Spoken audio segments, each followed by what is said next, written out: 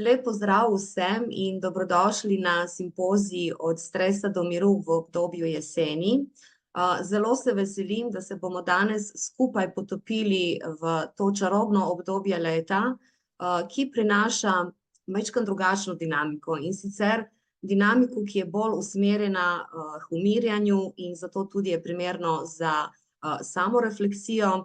Pomeni, da je jesen resnično idealna priložnost, torej obdobje, ki nam ponuja priložnost, da se ponovno povežemo sami s seboj, da naredimo prve korake k tej osebni preobrazbi, kajti narava in naravni cikel nas v tem podpira, da prepoznamo in mogoče tudi preoblikujemo neke naše navade, ki so pravzaprav nekako zunanja pojava naših notranjih prepričanj, ki nas lahko tudi omejujejo.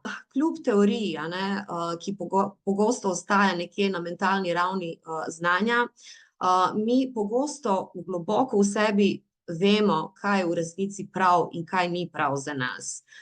Vendar to resnico žal pogosto spregledamo, kajti ta vpliv moderne družbe, ki predstavlja naš zunanji svet, je prepogosto premočen in v bistvu ne slišimo potem tega svojega notranjega glasu. In seveda zunanji svet vedno pritiska na to, da smo bolj učinkoviti, produktivni, storilni, hitri, in tudi dosti pogosto tekmovalni.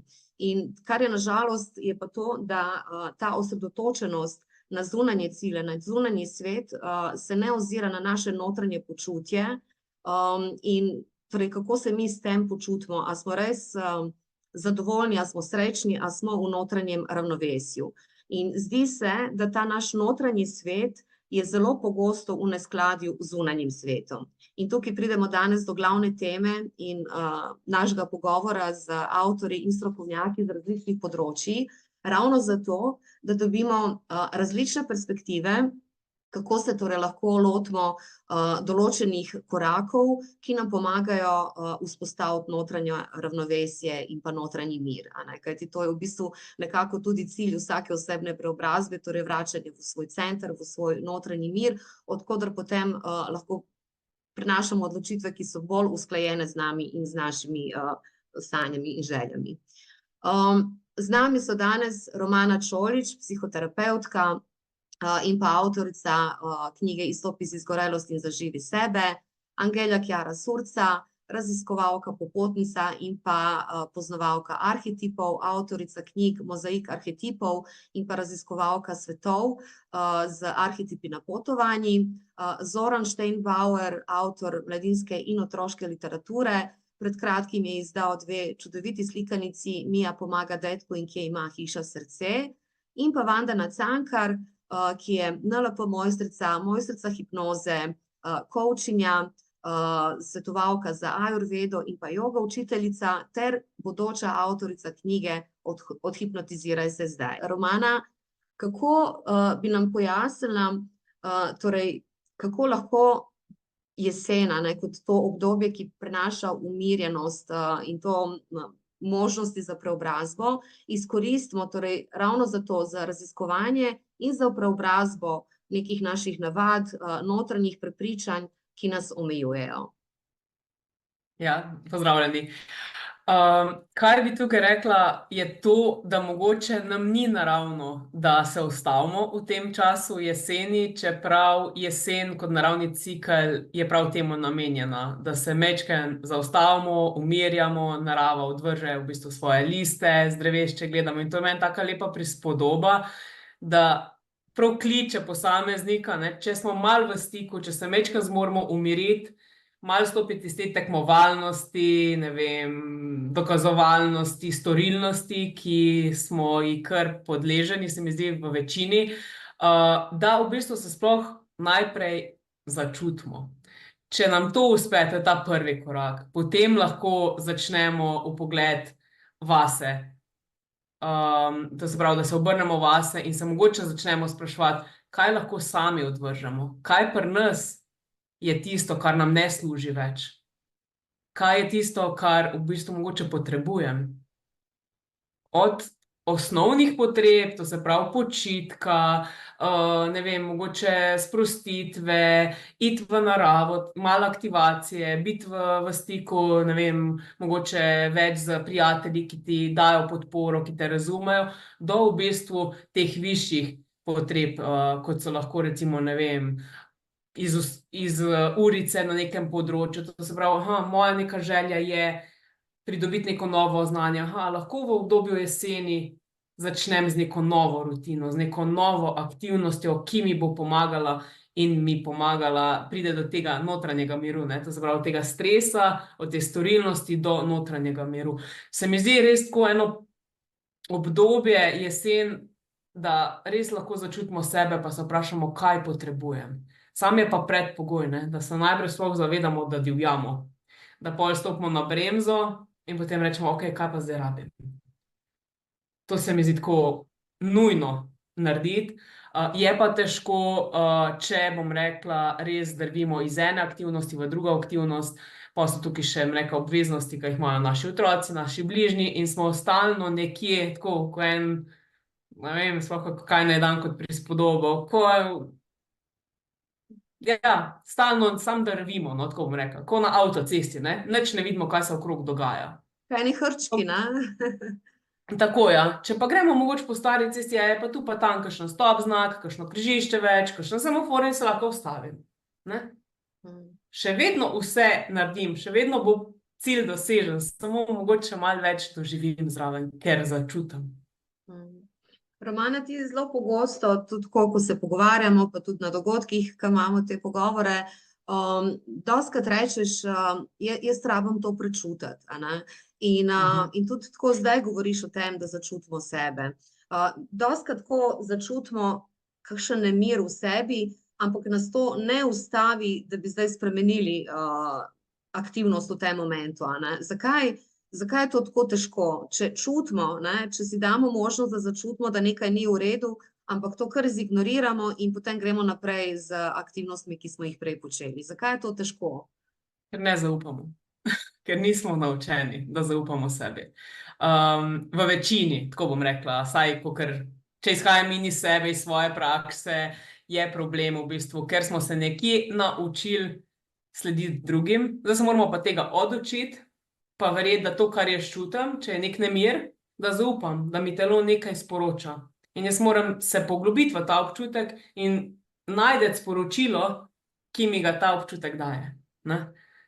To je tudi in v knjigi je recimo poglavje skozi čustva, da naredi vsak posameznik en tak čustven zemljevid, da majčkeno prepozna, kje sploh čutim določen občutek, kaj mi to pomeni, čemu je en občutek namenjen, in v mojem programu je to eden od temeljnih stvari, ena od temeljnih stvari, ki jo moramo v bistvu prepoznati. Ker če tega ni, kot pač večkrat tudi rečem, ne, to je armaturna plošča naša. Ne, tako kot v avtu, ko imamo lučke, vsaka ima svoje sporočilo. Vsaka ima svojo funkcijo. Enako je vsak naš občutek. In ker nismo bili naučeni, ne zaupamo in potem v bistvu ne moremo prepoznati tega. Ko pa si to dovolimo, prepoznamo, ni vedno lahko, mislim, to je dejstvo, ni lahko, je pa vredno. Ja, tam se začne, ne, ko dejansko vzpostavimo stik s svojimi čustvi in jim tudi damo veljavo, ne, ker po eni strani ni dovolj samo, da ozavestimo, kaj čutimo, ampak da tudi nekaj naredimo v zvezi s tem, da se počutimo boljše, ne. Ja, bi pa tako rekla, je pa res težko tudi to prepoznati, ne, in je fajn videti, kakšne ljudi imamo okrog sebe, kakšna zrcala mi ti ljudje dajejo. In se večkrat tudi vprašati, ok, kaj to o meni govori? Lahko so to neki podpirajoči odnosi, ki jih imamo okrog sebe, lahko so to sodelavci, prijatelji, lahko so to neke podporne skupine, lahko je to konec koncev strokovna podpora posameznika. To se pravi, jaz dobim nek vpogled na podlagi tega sporočila, ki me ga drugi daje. Ne? To je tisto, kar transformira potem, ker sam težko prepoznaš, kaj je za temi, če lahko rečem, črnimi pegami, ki jih imamo vsi. Težko zavedati, ne? Bi se samo še navezala, da je danes še toliko bolj težko prepoznati to, ker smo ravno v tem pospešenem ritmu življenja, ne? in hitimo z obveznostmi, z aktivnostmi vsak dan in enostavno nimamo časa na nek način delati to samorefleksijo na način, da bi res si vzeli čas za to, ne pa sem tako šli na hiter čez čustva misli in potem spet šli naprej v akcijo in to pustili za nek drug moment. Zato je tudi zelo pomemben ta dejavnik te podporne skupnosti oziroma ljudi, ki nas obkrožajo, in o tem bomo tudi v nadaljevanju spregovorili.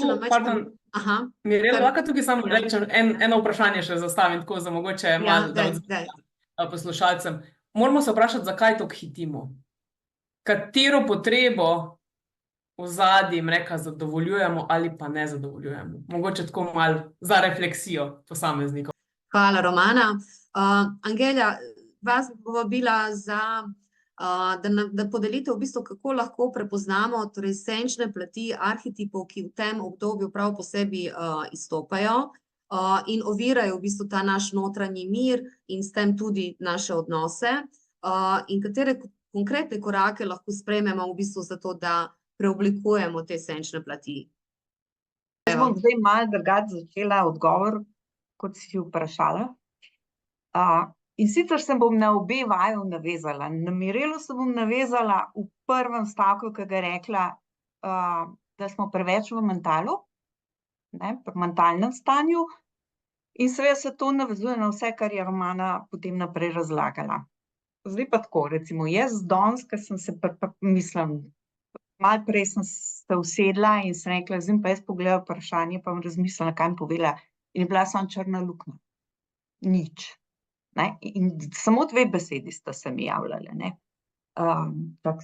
Zaupanje pa preprostost. In tako, kot je že Romana zdaj upočasnila celo zadevo, to, kar jaz delam z arhetipi, to zveni zelo komplicirano. Arhetip je že beseda grda, vse skupaj zveni komplicirano.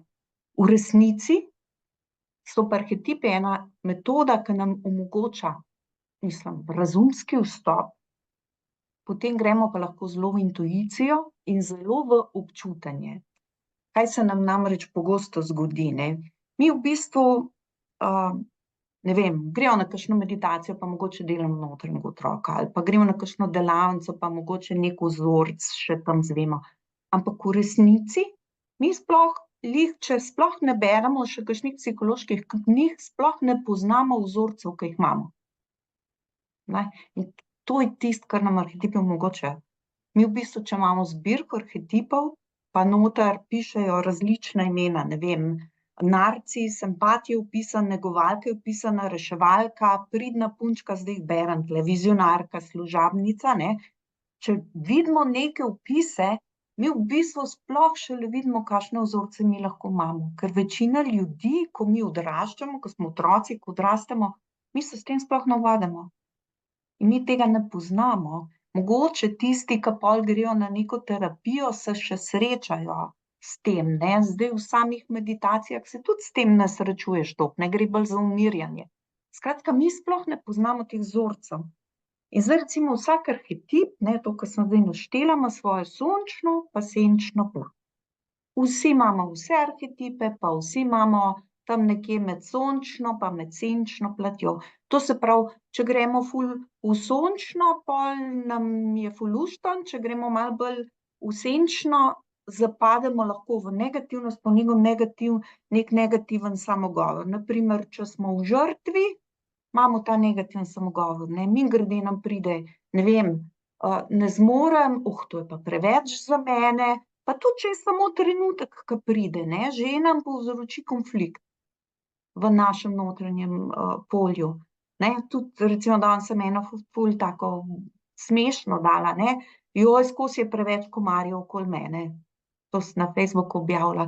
Če imamo mi v glavi, pa se skozi koncentriramo, da preveč komarjev okoli nas, pa mogoče ne samo teh pravih komarjev, ampak tudi teh miselnih komarjev, potem so, In zdaj, mi se vsi bojimo te svoje, ko nam napišejo nekje senca, pa se vsi tega toliko bojimo.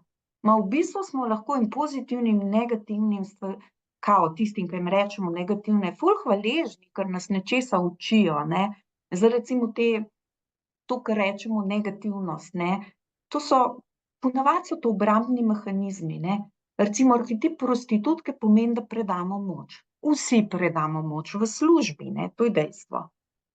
Ne? In zdaj, zakaj mi predamo moč v službi? Ja, zato, da bomo plačo dobili, zato, ker nas nekdo varuje. Ne? Naša notranja prostitutka nas varuje, lahko varuje otroka v družini, ker v bistvu naredi vse, kar oče pa mama, ker sta malo bolj narcisa hočeta, ne, zato da preživi. V službi tudi to delamo, zato da preživimo. Ne? Pa smo pa še mi v notranjem samogovori, ful hudi nase, joj, zdaj se pa jaz predajam moč. V bistvu se moramo pohvaliti, ne? To delamo zato, da smo preživeli. Mi v bistvu smo veliko preveč negativno nastrojeni napram tem svojim obrambnim mehanizmom in negativnostim, ne. Recimo, ne vem, kaj bi dala primer, negovalka, to je zelo ženski primer, ne. Ženske čist preveč stopamo v vlogo negovalke. Ne, sploh tiste, ki so v družinah, mimogrede naredijo vse za moža, za otroke, pozabijo, da morajo tudi one kdaj biti kraljice, ne. Zdaj, čute pozorni, to, kar jaz govorim, je v bistvu isto, kar je Romana govorila, ne, samo da zraven dodajam te besede arhetipov, ne. To se pravi na nek lažji način, če ti opis arhetipe prebereš, se na nek lažji način z njimi povežeš. Zdaj, ko se pa z njimi povežeš, ga začneš pa čutiš, ne. Kje sem jaz zdaj negovalka? Ne? In potem, ne vem, po noč v sanjah, po dnevu, kar naenkrat pride negovalka k tebi, tisti del naš samih, ki je negovalka, in nam da sporočilo. Ne? In tako tudi z drugimi, ne? Recimo, tak zelo konkreten primer je rabelj žrtev, ne.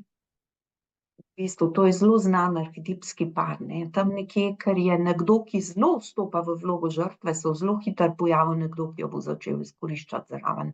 To je to zrcaljenje. Dobimo svoje zrcalo v zunanjem svetu, ne. Tako da arhetipi nam zelo jasno povejo, kje smo. Ženske imamo absolutno premalo bojevnice, ne. Ker v bistvu se sploh ne znamo zboriti za svojo stvar in jo puščamo nekje, ne vem, kar drugim prepustimo, ne. Imamo zelo močne prostitutke, ne. Tako da, kako pa lahko zdaj z arhetipi delamo, ne, v bistvu pa, ko veš opis, ga samo opazuješ. Ne vem, en teden eno opazuješ, drug teden drugega opazuješ. Ne vem, en teden opazuješ, kako kreiram, opazuješ svojo kreatorko. Naslednji teden opazuješ svojega saboterja. Ne, tudi na saboterja smo mi vedno hudi, ampak tudi saboter nas ponavadi samo čuva, ne. Če imamo mi vse kar nekaj strahu pred potovanji v oddaljene dežele, kaj se nam zgodi, ne, to smo tudi zdajle, ko smo šli v Afriko, imeli primer, ne, se v bistvu ustrašijo in ne morejo iti na potovanje. Nekaj se zgodi, noga se zlomi, zboliš, karkoli, nekaj se zgodi, ne. To se pravi, tudi saboter je ponavadi odraz nekega notranjega strahu nepredelanega, ki ga mi imamo, ne. Tako da, jaz bom tako rekla, bolj ko mi pogledamo v svojo esenco in si dovolimo, da se spoznamo, več bomo imeli ravnovesja, pa lažje bomo živeli. Zato, ker če bomo prišli v situacijo, kjer se bomo ustrašili, ker nas ni strah vstopiti v svoj svet, pa ker nas ni strah tistega, čemur mi rečemo negativno, ne, bomo, v bistvu ne bomo šli s strahom noter, ampak bomo sprejeli to vse skupaj. In razmere zunanje, ne, odgovarjajo na naše notranje stanje, tako da se pa hitro lahko spremeni. Krasno, Angelja, super. Ja, super mi je to, kar si povedala v bistvu glede te nastrojenosti, negativne nastrojenosti do teh naših obrambnih mehanizmov in pravzaprav vseh teh senčnih plati, kajti dejansko ne gre za to, da mi imamo zdaj negativno konotacijo do tega in da je to zdaj neki full bad in da moramo to hitro spremeniti, bolj gre za to, da v bistvu sebe na nek način izboljšujemo v boljše različice, ne, in imamo vse več tega notranjega miru in ravnovesja in izpolnjenosti in to dosegamo na tak način, da presegamo neke stvari, ki nam ne služijo več, ne. Ta saboter in žrtev, vsi oni imajo vlogo v določenem momentu ali so že imeli, ne, in se lahko vklopijo kadarkoli, ampak na nas je, da skozi verjetno to opazovanje v bistvu prepoznamo, kdaj ja, kdaj ne, kdaj nam služi, kdaj pa ne. Samo eno stvar bi mogoče še podala. Nekaj, kar je pa zelo bližnjica do tega, da sprejemamo sami sebe, pa samo sočutje. O tem se pa praktično sploh ne govori, ne? Niti duhovnost kaj dosti govori. Govorimo o sočutju do drugih, ne? In spet je samo to, da so drugi pomembni. Ne, pa ne govorim zdaj o tistem narcis stilu, ker narcis ima vedno ful straha odzad, ne. Govorim o tem samospoštovanju. Zakaj? Če druge spoštujemo, moramo tudi sebe spoštovati. In tega je premalo, ne. Te osnovne samohigiene do svojega lastnega telesa, pa svojih lastnih čustev, pa svojega lastnega življenja. Sploh se ne sprejemamo, ne. In samo sočutje je bližnjica. Hvala, Angela, to je zelo dobra popotnica, torej več sočutja, ne, gojiti do samih sebe in prav skozi to sprejemanje teh senčnih plati, ne bomo rekli negativnih, ampak senčnih, oziroma to pa itak priložnost za rast, ne, ker če ni te teme v končni fazi, pol tudi nimamo potrebe, da bi sploh karkoli spreminjala, ne, če bi bila samo svetloba, tako da super izhodišče. Vandana, ti si coachinja in zato bom tole vprašanje majčkeno drugače oblikovano. In sicer, kako lahko učinkovito obvladujemo stres, ki je povezan seveda z zunanjimi cilji, in kako to vpliva na naše odločitve, a ne, in tudi na notranje ravnovesje v končni fazi. Lahko bi se jaz tudi navezala na vse predhodnice, ker dejansko, ko ti veš, kje si, kdo si, se začneš čutiti, potem tudi lažje handlaš okolico. In jaz tudi mislim, da ne tam, predvsem ranljivost, da priznaš, da si ranljiv. In potem, ko priznaš, da si ranljiv, vidiš te svoje sence, tako kot je Angela rekla, ne. In pri meni je isto, ko gremo delati določene stvari, vse te, kar rečejo negativne stvari ali pa kaj stres dajo, vse te so samo znaki, v katero smer bi mogel iti, oziroma si želiš in te v bistvu samo okolica te samo spominja oziroma opozarja, da to je tudi v tebi, ampak da si ranljiv, da si sočuten in da v bistvu takoj ne zagrabaš in rečeš, ja, zdaj pa to pa ne in ne sprejemaš tega, ne. Dokler tega ne sprejmeš, je ful pomemben, da greš, ker smo res, točno to, kar je Angela rekla, nismo sočutni do sebe. Dobro, kako pa zdaj recimo z vidika, ne, ti si coachinja, kako zdaj z vidika teh zunanjih ciljev, ne, h katerim smo preveč torej usmerjeni, ne, kako uskladimo torej te cilje, ki so zunaj, ne, a so to res naši cilji, a so pogojeni z nekimi družbenimi normami, z standardom, z ne vem, tem, kar je zdaj aktualno, ne, s tem, kako se mi dejansko noter počutimo, ne, ker verjamem, ti dostikrat govoriš tudi o manifestaciji zunanjih ciljev, ne, ampak ta manifestacija je zelo v bistvu povezana s tem našim notranjim počutjem, ne, in če sledimo nekaterim ciljem, ki niso naši, pravzaprav nas to spravlja v še večji stres, a ne. Ja, v bistvu moraš tudi videti, a te to sploh podpira, dokler ti sebe ne poznaš, dokler ti sebe ne spoznaš, dejansko ne veš, kaj je tvoj cilj. Mogoče greš čisto za napačnim ciljem in potem šele vidiš. Sploh, če se jeziš in v bistvu to negativo in probaš na silo ene cilje doseči, lahko temu rečemo, ne. To pomeni, da res nisi čisto nič v skladu sam s sabo, ne. Ker bolj, ko si v skladu sam s sabo, stvari lažje tečejo. Ti si samo tisti, ko v bistvu slediš in probaš biti toliko ozaveščen, da vidiš, kaj se ti dogaja in kaj te podpira na tej poti, kaj te ne podpira na tej poti, da prideš do tega cilja. In zunanja okolica ti je samo refleksija. Ok, to se mi zdi ključno, ne, kar si rekla, ne, da vse, kar v bistvu počnemo na silo, ker smo se tako, ne, odločili, da bomo ta cilj dosegli, ne, in vse delamo, da ga dosežemo, pa nam ne gre, a ne, pomeni, da nismo na pravi poti, da ni naš cilj, ne, ker ta pot bi mogla biti sproščena oziroma predvsem bi nam mogla prenašati neko notranje zadovoljstvo, ne, če je to res naš cilj. A je Ja, tako, lahko- a potem lahko ločimo. Ja, ker v bistvu lahko smo te cilje čist, kot recimo že od majhnega imamo določene, ker smo določene vzorce dobili, pa vemo, aha, bomo to šolo naredili, bomo tak življenje imeli. Mogoče to sploh niso naši cilji. Mogoče okolice pričakujejo od tebe, da se boš poročil, imel otroke, mogoče pa sploh ni to tvoj cilj. Tako da v bistvu ti moraš res dejansko poslušati sebe, raziskovati, predvsem sebe raziskovati, da greš na pot pravi manifestacije, s tem rečem, oziroma svojemu cilju, ne? Kaj je tisto, kar te v bistvu pržiga. Ja, saj ne bom rekla, da je lahka, ker se moraš ti sam s sabo začeti ukvarjati, ne? Tudi to ne pomeni, da si se pa nič mučil. Ja, ampak se boš na drugačen način, ne? Ja, je taka dolgoročna investicija, v bistvu bi lahko rekla. In zdaj, ko ste omenili v bistvu sočutje, ne, mogoče tudi v tem kontekstu biti sočuten do sebe, tudi če zasledujemo kdaj napačne cilje ali pa cilje, ki niso naši, a ne, da si to ne očitamo, ker to je pogosto, no, slišati, joj, koliko časa sem zapravila, ne vem, za to in to, pa pol nič nisem uresničila in ugotovila po ne vem kolikih letih, da to sploh ni moje.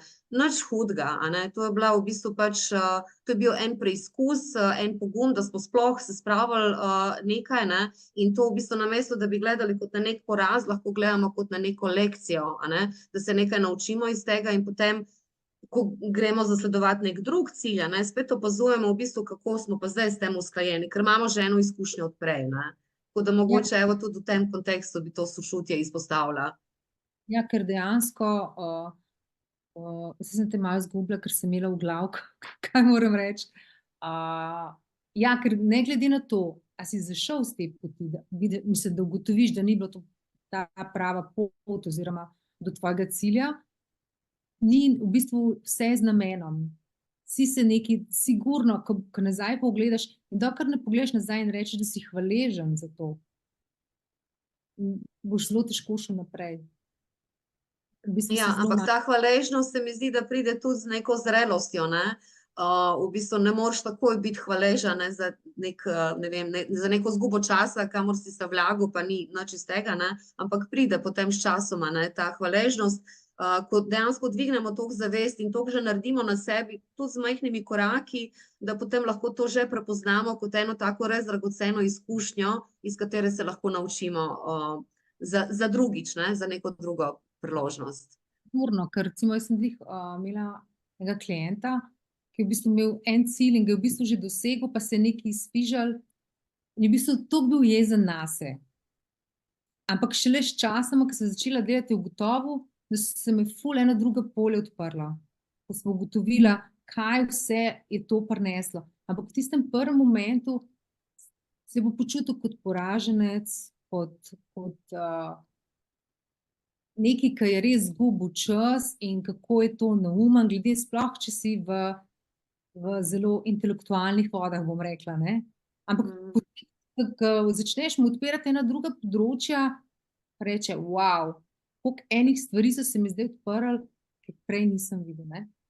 Tako recimo to je en tak primer, mogoče, da je tak Ja, saj super primer, ne, ker to dostikrat tako naredimo, ne, ampak ja, super je v bistvu to prepoznati, da dejansko tudi, če se nekaj slabega pod narekovaji zgodi, a ne, je to v bistvu samo ena lekcija, v bistvu je tudi del naše poti, a ne, ta stvar nas potem naredi v osebo, kakršna smo, ne vem, danes v tem trenutku, ali mogoče ne bi bili to, kar smo danes, ne, in ne bi potem v nekem trenutku v prihodnosti imeli to moč, da pridemo na pravo pot k temu notranjemu ravnovesju, a ne, če ne bi imeli te izkušnje prej, ne. Tako da se mi zdi zelo fajn to razumevanje stvari, ki se nam dogajajo na en tak pozitiven način, kakor se da, a ne, da vse, kar se nam zgodi, je v bistvu za nas, je del naše poti, a ne, nič ni izgubljeno, je vse v bistvu tako, vse to vpliva v bistvu tako na to oblikovanje osebe, kakršna smo, ne, kakršna postajamo skozi življenje.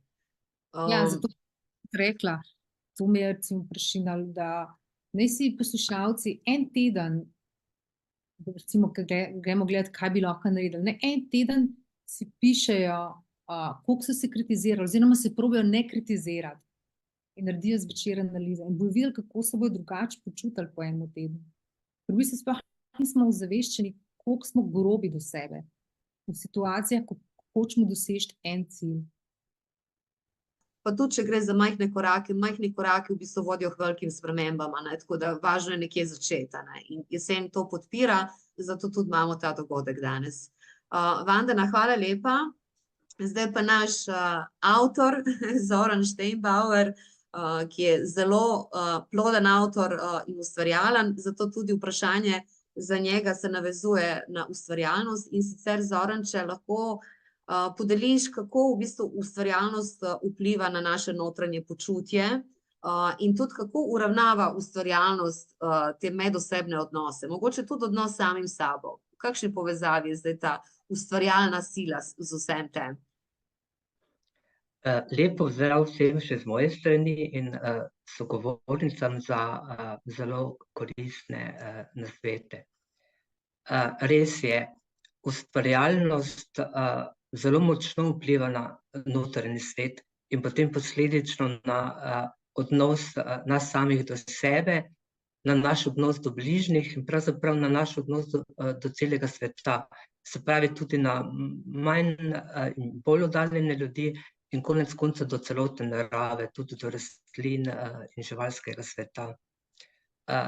Hočem reči, tukaj je tale izpostavka notranji svet temeljna. Naše življenje se kar naprej suče okrog tega notranjega sveta, našega notranjega počutja. In kaj je notranje počutje? Če bi se izrazil plastično, lahko rečem, kako shajam v svoji koži. In v svoji koži smo vsak dan malo drugačni, včasih zadovoljni, že naslednji dan pa nezadovoljni. In kaj vse vpliva na to počutje v lastni koži? Vsaka beseda, ki jo izgovorimo, vsaka misel, ki nam švigne čez možgane, vsako dejanje in zagotovo tudi vpliva ustvarjalnosti, spreminja tale naš notranji svet. Jaz bi tukaj rad izpostavil nekaj, kar nam bo pomagalo, da se bomo v svojem notranjem svetu počutili boljše. In kar pravzaprav ima najbrž kar trajnejši vpliv na naš notranji svet, in to je naša identiteta. Kaj je identiteta? To je vse, kar smo slišali o sebi od drugih in vse, kar smo slišali o sebi od nas samih. Ta svet je pri vsakem kar podoben. Večkrat se podcenjujemo in večkrat se precenjujemo. In to je ta človeška identiteta. Jaz pa bi rad tukaj poudaril pomen kozmične identitete. Jaz sem popolnoma prepričan, da smo vsi po svojem bistvu Božji otroci. Kozmična enačba, bi rekel, vesolje, enačaje, enakost, enakopravnost, sožitje. Se pravi, vse, kar je zunaj nas, je v nas. Vse, kar pri bližnjem mu pravzaprav zavidamo, vse to je tudi v nas. Ta kozmična identiteta pravi, da smo vsi enakopravni, da ni nihče več in ni nihče manj. Se pravi, ko bomo nekako dosegli stik s to kozmično identiteto, bo naš stik s samim sabo in s celim svetom drugačen, ker ne bomo v tem notranjem boju, ker vemo, da smo v redu, da smo enakovredni. In tudi, če pred nami papež ali kdorkoli, smo v redu, smo v kozmičen enačaj, smo enakovredni. In tukaj res moramo pravzaprav vsi delati na sebi. Že sogovornice so govorile, kako smo do sebe pravzaprav neusmiljeni, in ko bomo sprejeli tole identiteto, da smo v redu, ne glede na vse napake, ne glede na vse dobre in slabe stvari, da smo v redu, in da je v nas mikrokozmos makrokozmosa, da smo pravzaprav, kot pravi Sveto pismo, natančna podoba Boga. Seveda smo vsi natančna podoba Boga in nekateri se sprašujejo, kako to, če pa živimo drugače. Smo, ampak bodo tja še zakrite z mnogimi pastmi, ovirami, ki jih moramo pač odstraniti. Odstranimo pa jih lahko takrat, ko bomo si zaupali in ko bomo vedeli, da smo v redu. In tole naš notranji svet pa lahko lepša tudi ustvarjalnost. In tudi ustvarjalnost ima svoje povezave z identiteto. Naša človeška identiteta nam pravi, nimam talenta, ne? In smo zavisni ljudem, ki nastopajo, zvezdnikom. Tale kozmična identiteta pa pravi, ustvarjalni smo.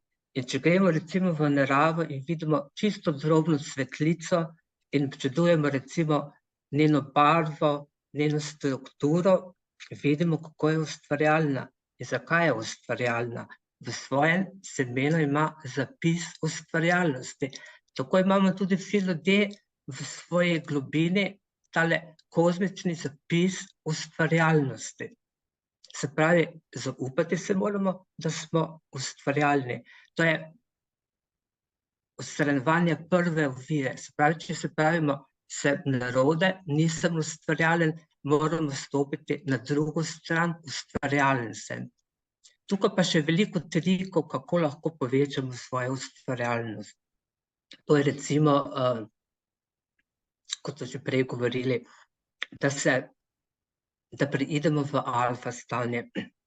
Vsi smo že slišali, da imajo možgani različne valove in če smo pravzaprav v čustveno neuravnovešenem stanju, smo v tem grobem betem stanju in v tem grobem betem stanju ne moremo nič kaj ustvarjalnega narediti.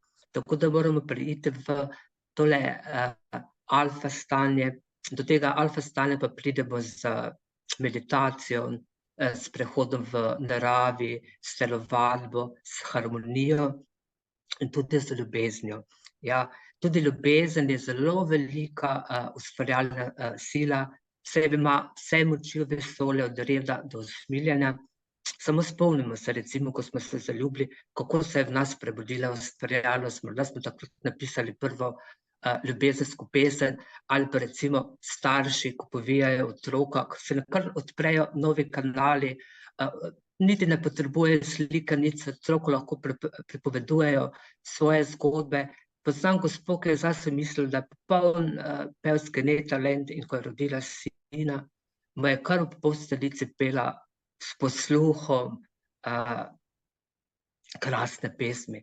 Se pravi, če hočemo biti ustvarjalni, moramo biti v dobrem čustvenem stanju, moramo pravzaprav ljubiti življenje, sebe, soljudi, biti čim večkrat v alfa stanju. O tem vedo bistveno več moje sogovornice, zagotovo še bodo, če bo kakšno vprašanje o tem povedala, več v nadaljevanju.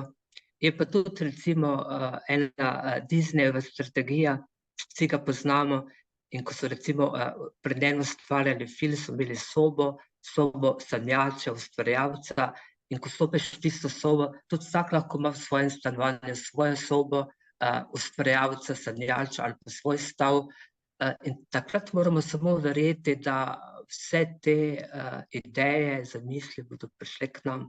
Se pravi, spet je isto, moramo se zaupati in moramo verjeti.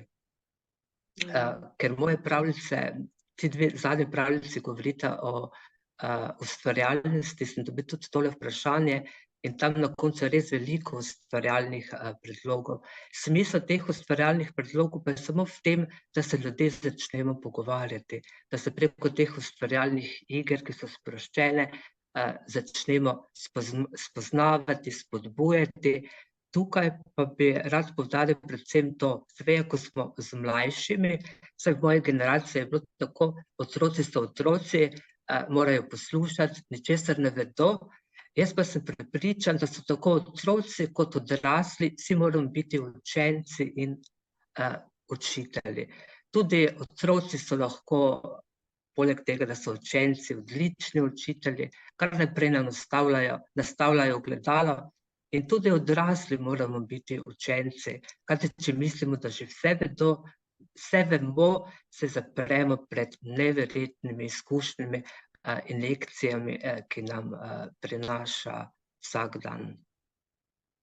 Čudovito. Zoran, sem kar padla noter, tako tudi tale cela vaša delitev je zelo meditacijsko delovala. Zelo mi je všeč to, kar ste izpostavili dejansko, da bolj, ko smo mi srečni, bolj umirjeni, tudi smo bolj ustvarjalni, če smo skozi v tem survival moodu, ki ga od nas zahteva pač to sodobno življenje, skozi to hitrost in nenehne aktivnosti, potem nimamo časa za ustvarjalnost, in dejansko niti ne odpiramo vrata sploh tej ustvarjalni sili in potem se ropamo takih bogatih izkušenj. Tako da, in tudi to mi je zelo všeč, sploh v kontekstu ustvarjalnosti, ko ste rekli, da otroci dejansko so lahko tudi naši učitelji in ravno v tej ustvarjalnosti so nam oni večni navdih, tako da absolutno podpiram to povezavo učitelj-učenec, ki je lahko na eni in na drugi strani. Hvala lepa.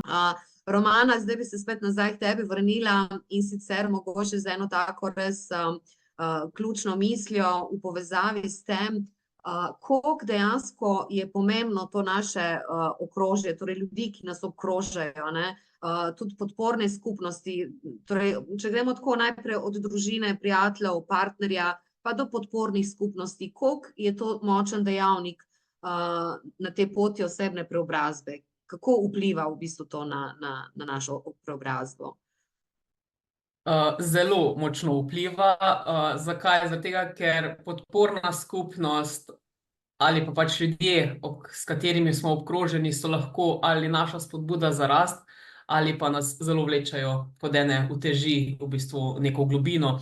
In tako kot je Zoran lepo povedal zdaj, se mi zdi zelo pomembno, ne samo kaj mi govorimo, kaj razmišljamo, ampak tudi postaviti mejo, kaj dovoljujem, da mi drugi sporočajo, kaj bom jaz poslušala, kje bom pa rekla ne, dovolj. To se mi zdi tudi ključno, postaviti mejo, da se zaščitim, ker mi nismo samo fizična bitja, mi smo konec koncev tudi energijska bitja, duhovna bitja in to vse mora biti v ravnovesju, kar je pa tudi Angelija lepo povedala. In ko smo potem v ravnovesju, lahko se počutimo v ljubezni, v dobri energiji in lahko kreiramo.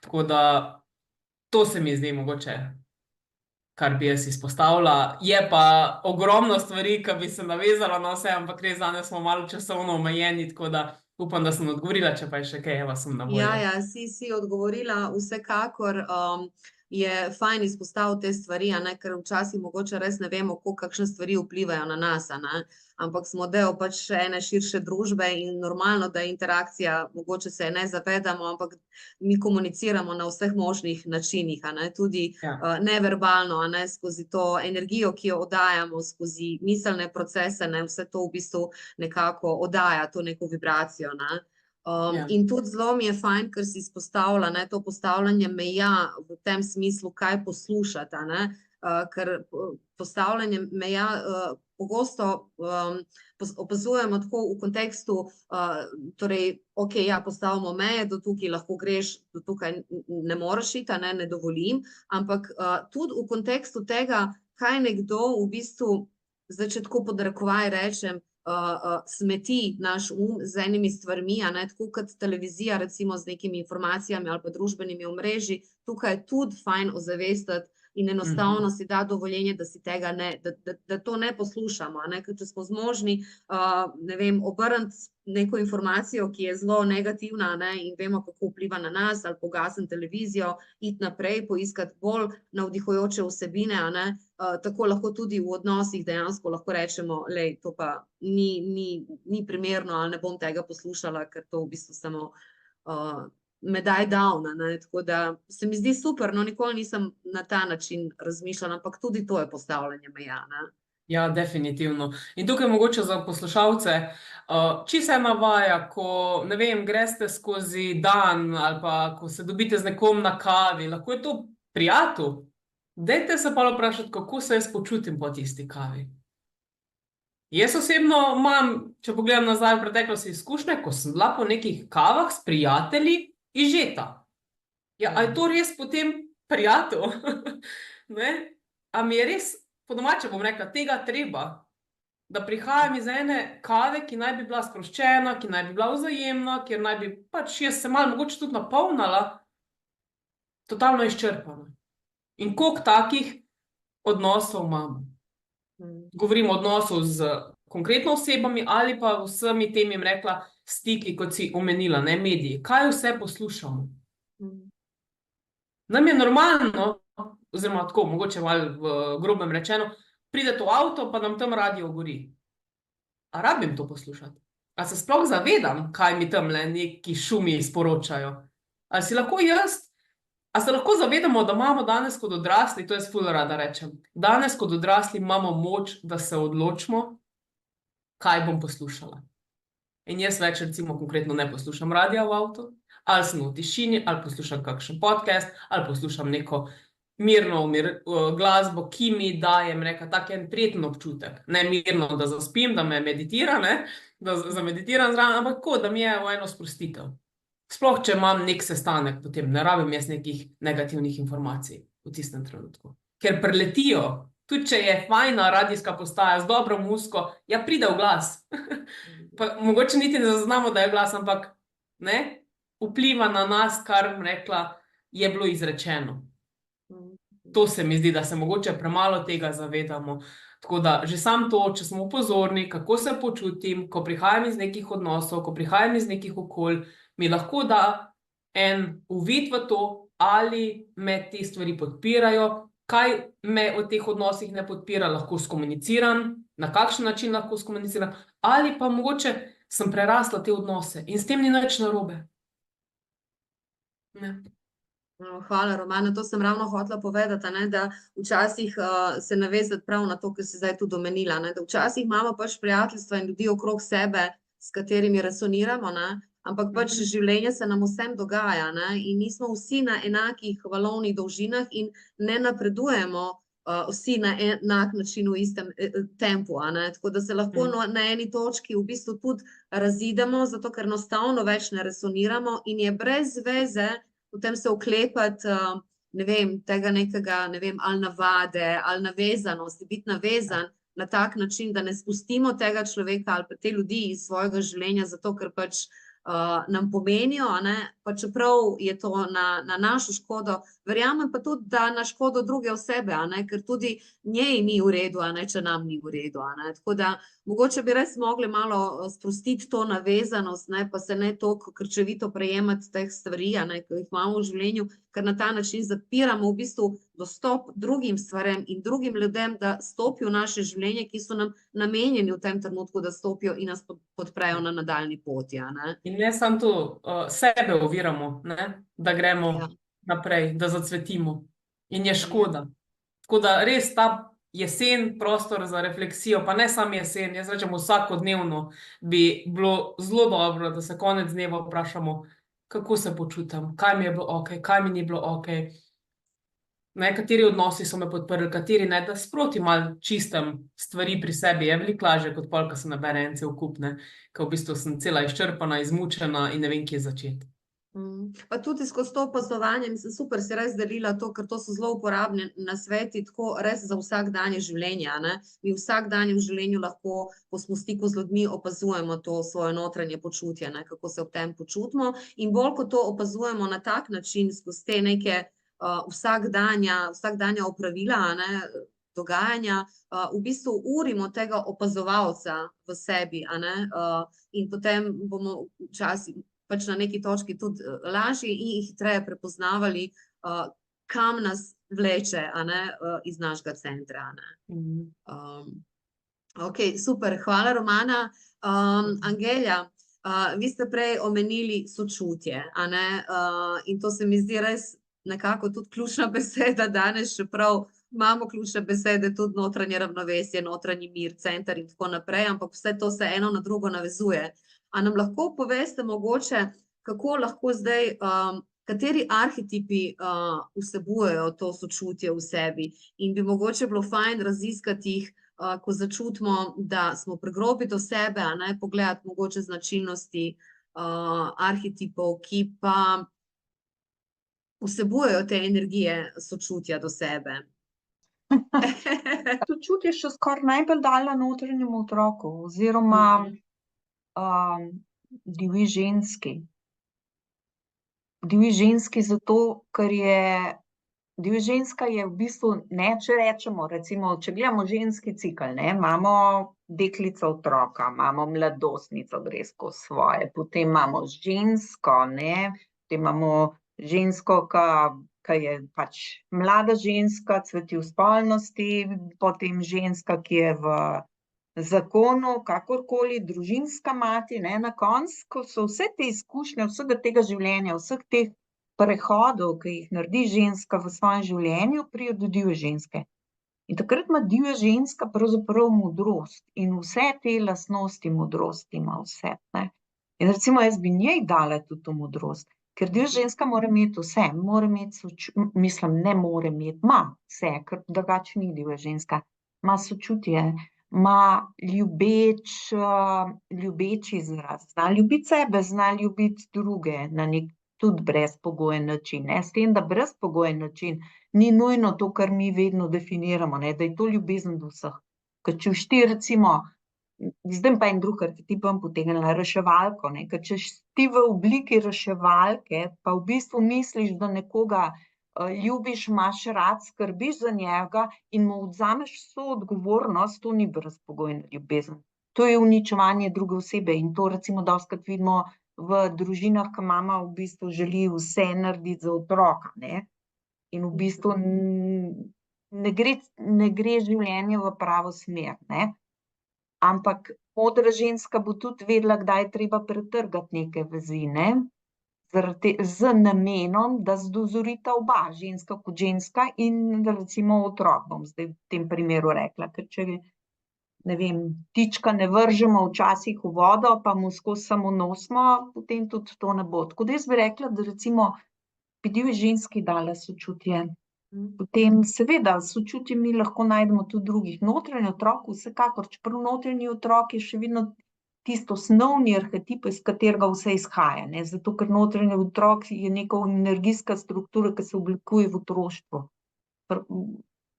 In notranji otrok ni zdaj samo tako, kot včasih ga kdo gleda samo kot čisto majhnega otroka, ne, notranje otroke imamo mi vseh starosti, ne.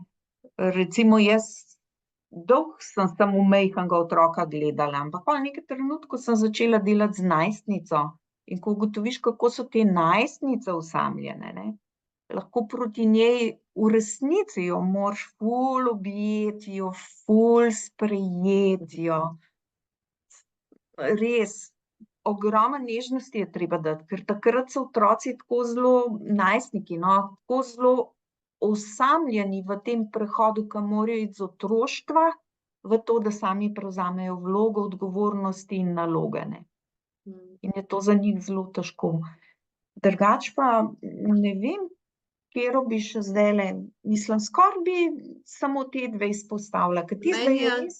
Meni je super, Angelja, da ste izpostavila ravno bojevnico, kajti bojevnica, ker to je zdaj spet ena perspektiva sočutja, namreč vsaj jaz to tako vidim tudi skozi vaše razlage, da sočutje ne pomeni samo biti sočuten do sebe na način, da smo nežni do sebe, če smo ga kdaj kaj biksali, a ne, če smo odstopali pač od nekih svojih resničnih potreb, a ne, in čustev, ampak tudi v bistvu na nek način terjati stvari zase, a ne, torej dovoliti si iti izven teh nekih znanih okvirjev. In bojevnica pa točno ve, kaj želi, a ne, kaj želi doživeti, izkusiti, a ne, in sočuten pomeni tudi, da si dovolimo to izkušnjo. A sem jaz to prav razumela? Angelja? Ja, bojevnica je v bistvu, bojevnice pravzaprav ženske veliko premalo uporabljamo, ne, ker v bistvu ne znamo, zdaj sicer uporabljati to besedo, zahtevati zase tisto, kar nam pripada, ne. Mi v bistvu veliko bolj smo nagnjene k dajanju in potem ne znamo sprejemati, kar se pokaže že pri komplimentih. Kaj šele, da bi si mi dovolili, da se postavimo zase. Ne? Saj že sam, če pomislimo na neko podjetje, pa ne vem, bi rade pa zdaj tako plačo, ki bo primerna, tako kot jo dobijo naši sodelavci, ne? Že kar, ne, 2 dni si vsa taka, to bom šla je zahtevati, tisti dan, ki je pa treba iti na sestanek, pa že ima mogoče, pa Pa ne. ne vzame. Ne, tako da bojevnice ne znamo uporabljati. To, ker za bojevnico, ne, da mi bojevnico uporabljamo, mi moramo že vedeti, kaj je naša lastna vrednost. Tukaj pa pade večina žensk. Moški manj, ampak ženske pa bomo na lastni vrednosti res skoraj vse padle. Še tiste, ki so narcisi, ne. Ker v bistvu, ko si ti narcis, v bistvu samo prikrivaš vso tisto svojo stisko, ki jo imaš noter. Ne, eni na stisko noter odreagiramo tako, da v bistvu se postavimo vedno v podrejeno obliko, mislim vlogo, drugi pa, da se v nadrejeno vlogo začnejo postavljati, ne kot narcis. Ampak jedro je pa zelo podobno, ne. V bistvu ta prestrašeni notranji otrok. Ne, tako da najprej treba na lastni vrednosti delati, potem se pa razvija bojevnica. Sicer gre to malo vzporedno, ne, ampak Evo, bolj, jaz ko sem se ravno razvija hotela, lastna vrednost, bolj si upaš postaviti zase ali pa počasne. sem ravno hotela reči, evo, izziv za jesen, a ne, spoznavanje z arhetipom bojevnice, ne, ki nam bo pomagala tudi videti to samovrednost. Pa tudi zelo mi je všeč, bi kar ponovila, da brezpogojna ljubezen ni služenje, a ne, na tak Mislim, način, je a ne. služenje, To se mi ampak zdi tudi služenje v tem, da ti spoštuješ sebe, ko služiš. tako. Ne, da si ti Tako. pražnik, ko služiš. To sta 2 zelo različni stvari. No, to se mi zdi tudi zelo pomembno, ker to se mi zdi, da včasih ženski tudi zelo hitro pozabimo, ne, in služimo v bistvu preko svojih potreb in čustev, a ne, in potem se to sprelevi v nekaj drugega, a ne. In to nam potem tudi povzroča stres, a ne, in jezo in tako naprej, a v resnici same kreiramo to, a ne, to stanje. Tako da super, hvala lepa, Angelja. Vandana, zdaj še zadnje vprašanje zate. Z vidika coacha spet, a ne, coachinga, v tem letu, a ne, zdaj bo do konca leta zelo veliko pritiskov, kaj je treba narediti, a ne, koliko je aktivnosti, ker to je pač zdaj najbolj prodajano obdobje in vsi so na polno angažirani, a ne. Kaj bi svetovala recimo ženskam, ki so ali na svoji poslovni poti, ali se mogoče zdaj spravljajo na svojo lastno pot, a ne, kako v bistvu zdaj to obdobje uskladiti s temi notranjimi potrebami, a ne, da ne bomo potem konec leta pričakali v nekem izgorelem stanju, nezadovoljni, v bistvu še bolj depresivni, ker itak ne bomo uspeli vsega nadoknaditi zdaj v tem zadnjem obdobju leta. Torej, kaj lahko naredimo, da vseeno dosežemo neke cilje, ampak cilje, ki so bolj usklajeni z nami. Ja, zdaj, odvisen, kakšen cilj si daš, ne? Ja, ne glede na cilj, ne, mislim, tako ne glede na to, kakšen cilj smo postavili, kaj je pomembno, recimo, paziti v tem obdobju pri doseganju tega cilja, da se ne izčrpamo, a ne.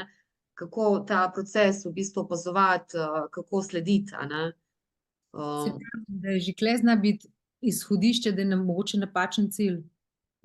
Jaz hočem reči, da v bistvu že tule, ki si postavlja cilj, mogoče hoče ne vem kaj doseči v teh 2-3 mesecih, koliko je še ostalo.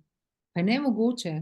Se v bistvu sama s sabo zmeni, kaj bo, a je res to njen cilj, a res mora ne vem kaj vse narediti še v teh zadnjih mesecih. Ker že tule že lahko od začetka pa ima to moč, pa gre čez to, pa dela na tem, ampak lahko pride na konec, tik pred zdajci bo pa dol padla, domač rečeno, in so prazniki in potem bo še v drugo stanje padla, ker ne bo super doma zrihtala, ker si bo še 1001 stvar dala kot cilj do konca leta. Tako da ja, podjetnice so zelo, jaz mislim, da največji izziv današnje podjetnice je, ker preveč se oziramo navzven, skozi v bistvu se izobražujejo, skozi gledajo, kako bi prišle do tega cilja, in bolj jaz lahko tudi svojih izkušenj povem, zadnjih 2 let, recimo, ne, ko sem imela, prej se s tem verjetno še ni bilo zrelo, je pač to tako šlo, ampak ko gledam zdaj, vse se preveč fokusirajo in poslušajo ene strategije. In če ta strategija ne resonira s tabo, ti lahko vse v nulo narediš, lahko imaš individualni coaching, imaš lahko ne vem kaj, mentorje, ampak če to nisi ti, ne bo šlo. Boš v bistvu se sam izčrpala in boš šla proti sebi. Če ti nisi za to, da ne vem, se snemaš, da pišeš, da se izpostavljaš, najti enega, ki ti to podpre. Jaz pravim, najte si pomoč. To je prvo. In ko boš najdla najprej cilj, potem si najti pomoč. In razmišljaj in poslušaj se, vedno znova se vprašaj, kaj je tisto, kar ti je bilo težko, kako je bilo do zdaj, kako je bilo lansko leto. In vse te stvari v bistvu probaš ozavestiti, da ne padeš v isti film. Se ne bo čisto isti, ne? Malo na drugačen način, ampak kaj si se prej naučil, kaj lahko spremeniš, s čim boš zadovoljen, na ta način bi mogoče, ne vem, če sem dosti jasno povedala. Ja, zdaj verjetno, tako, ko si postavljamo cilje, te zunanje cilje, rečemo, da v tem momentu ne moramo točno vedeti, zdaj, a je to naš cilj, a je cilj, ki ga je producirala pač družba, oziroma pač zunanji svet, ampak če se te jaz prav razumela, v bistvu, ne glede na to, kakšen cilj imamo, na tej poti do cilja, mi imamo priložnost v bistvu opazovati sebe, ali gre to na tak preprost, oziroma ne na preprost, ni nikoli tako preprosto, ker če bi bilo tako preprosto, bi potem vsi bili razsvetljeni, ampak moglo bi biti na drugačen način, bi moglo potekati, to doseganje cilja, mogli bi čutiti več notranjega zadovoljstva, ne pa v bistvu stresa, in če ugotovimo, da nam na poti kakršnega koli cilja zdaj do konca leta ta zadeva ali pa aktivnosti, ki jih izvajamo v zvezi s tem, povzročajo stres, potem je boljše spremeniti strategijo, tudi če naši coachi ali mentorji ali kdorkoli pravijo, da se moramo držati točno te strategije, ker to sploh ni res, Vsak v bistvu ima neko svojo lastno strategijo, in to je v bistvu tudi pot k avtentičnem življenju, Se ne rečem, strategije so super, ampak mogoče pa od ene tam vzameš, da ene tisti, v bistvu moraš ti sam sebe najti v vsem tem. Ampak ne več iskati še novih poti, ampak s tistim, kar imaš, narediti nekaj. Ker jaz sem prepričana, da ko greš enkrat iz sebe ven, ko delaš to s strastjo, ko začutiš, kva delaš, ko najdeš svoj glas, ko najdeš svoj oder, ko začneš plesati svoj ples življenja, s tem rečem, potem je drugače. In tudi te stvari se nekako sestavijo. Ne vem, če sem dosti jasno povedala. Ja, si. Krasno. Preveč jih, vsak ima eno strategijo in mogoče, če, ne vem, metki to delovali, ni nujno, da bo tudi tepne. Absolutno. Tako kot Osho, zdaj sem malo razmišljala, sem se spomnila na mojega priljubljenega avtorja in guruja, v bistvu ni avtor, njegove knjige so bile vedno prepisi audio posnetkov, Osho, on vedno je pravil, da takrat, da se prav, da se izobražujemo, in da nabiramo znanja, pa potem v enem momentu pa v bistvu se moramo ustaviti in odvršiti vse to znanje in začeti svojo pot, torej dobivamo neko širino, dobivamo informacije, ki nas bodo podprle, ampak to ne pomeni, da je to naša pot. Mi moramo počrpati ven iz vsega tega, kar smo dobili, in tako kot si ti rekla, v bistvu najti svojo pot, ki je edinstvena in neponovljiva in nobene podobnosti ni z nobeno drugo, ker vsak res je edinstvena oseba zase. Ja, in tudi lahko jaz povem po primerih, s katerimi sem delala, vsak imel drugačne. Ni recepta, ne. Ja, jaz imam tudi ta program v 90 dneh do knjige, pa čisto vsakim je izkušnja drugačna, nikoli ni sicer tudi ta časovni rok, ampak je tudi vedno je drug pristop, ker z vsakim drugače v bistvu se odpirajo stvari, tematike in to je v bistvu res eno tako raziskovalno delo, tako da je tudi lahko zelo zanimivo, Ja, in to je v bistvu inspiracija, ker v bistvu vse to okoli tudi knjige in kar poslušaš, mentorje, karkoli, to so vse motivacije, ne? Ti moraš priti tisti, da si inspiriran, takrat je tista prava zadeva začne. Ja, od znotraj, ne, od znotraj. Tako, moraš najti ta navdih tudi znotraj sebe, to sem hotela povedati, ne. Ja, in glede, kar je v romanu omenila, ne, motnje, ne, to so vriti, to so že jogi govorili, veliko motenj vritijev, ki imaš, bolj si v kaosu, ne. Ja, bolj, ko začneš opažati, kaj se ti dogaja okoli sebe, kaj je okej s tabo, bolj si vseb noter, no. In tukaj je v bistvu tudi recept za cilj, če lahko tako rečem, no. Da si vedno bolj, da si vsemi fizično, čustveno, mentalno, duhovno, socialno, to so področja, ki morajo klapati, če ti hočeš iti v pravo smer. Ja, odpadejo ljudje, odpadejo stvari, odpadejo veliko stvari, koliko je pri meni v življenju. Sem šla iz joge v jogo, iz joge v poslu, zamenja se vse in ja, je šok, ampak stvari odpadajo, ja. In prihajajo, Ja, ampak imaš pa zelo bogate izkušnje, ki ti zagotovo danes zelo veliko pomagajo, ne, zato spet v ospredje to sočutje, ne, da tudi če gremo včasih po napačni poti, to ni napačna pot v smislu, da, ne vem, da si bomo škodovali na tak način, ampak je v bistvu del naše poti, a ne, tudi tako, v kakšno osebo se preoblikujemo. Vandana, hvala lepa. Evo, Zoran, še vas, češnja na torti z zadnjim vprašanjem. Kako si lahko z ustvarjalnostjo pomagamo v vsakdanjem življenju? Kako lahko prikličemo ustvarjalno silo v vsakdanjem življenju? A imate kakšno idejo? Preden bom jaz odgovoril na tole, bi se na Vandano navezal, ko je govorila o opuščanju. Nekje sem prebral, da pač izobraževanje, pridobivanje informacij, modrost pa je opuščanje. Ko smo v modrosti, se mnogim stvarem odpovemo. Kot je Romana povedala, mogoče ne gremo več z določenimi ljudmi na kavo, ker zakaj ne, če pravzaprav ni neke izmenjave. In tudi Angela, kaj je povedala.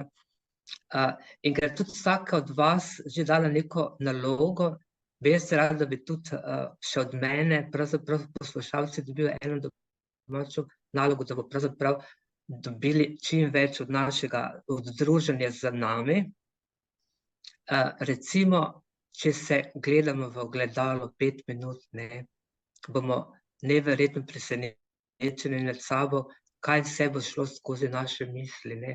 To zagotovo ne bo samo ljubeče misli, in ravno tukaj čisto enostaven pokazatelj, pravzaprav, kjer smo v odnosu do sebe. Tukaj pa bi morda predlagal, da si vsak od poslušalcev sam sebi ne piše ljubeče pismo, ne. Da pač sam sebi ne piše to, kar bi rad slišal. To je lahko mogoče v 3 stavkih, lahko je na 3 straneh. Kako do lastne ustvarjalnosti? Se pravi, vsi si moramo zaupati, da smo ustvarjalni. Jaz kot zdravstveni tehnik delam na oddelku za zdravljenje odvisnosti.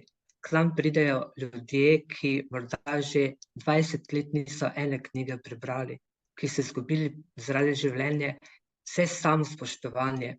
In potem jaz pravim, da delam na najboljšem oddelku, ker oni so res pokazatelj transformacije.